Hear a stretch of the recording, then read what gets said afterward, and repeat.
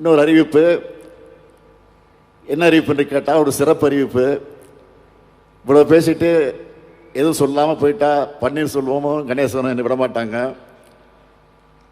ஏன்னா முதலமைச்சர், இது அரசு நிகழ்ச்சி, ஏதாவது இந்த மாற்றத்துக்கு சிறப்பு சேர்க்கக்கூடிய வகையில் ஒரு அறிவிப்பு வெளியிடக்கூடாதா என்று கேட்பார்கள். அவங்க மட்டும் இல்லை, எம்பிஆருக்கு எடுத்து திரும்பவும் கேட்பார், நாடாளுமன்ற உறுப்பினரும் கேட்பாங்க. அதில் முக்கியமாக நம்முடைய வேல்முருகன் விடாமல் கேட்காம விடவே மாட்டார். அதுக்காக ஒரு அறிவிப்பு. கடலூர், குறிஞ்சிப்பாடி மற்றும் பண்ருட்டி பகுதிகளில் வாழக்கூடிய மகளிருக்கு வேலைவாய்ப்புகள் அளிக்கக்கூடிய வகையில் குறிஞ்சிப்பாடி பக்கத்தில் இருக்கக்கூடிய கொடுக்கன்பாளையத்தில் 150 ஏக்கர் பரப்பளவில் தோல் அல்லாத காலணி மற்றும் காலணிகளுக்கான உதிரி பாகங்கள் உற்பத்திக்கான பெரும் தொழில் பூங்கா அமைக்கப்படும்.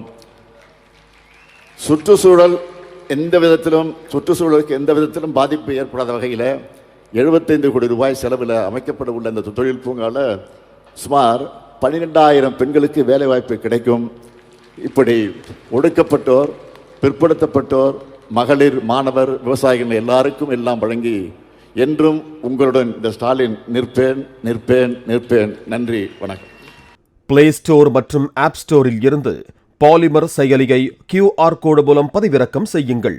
செய்திகளை உடனுக்குடன் பெறுங்கள்.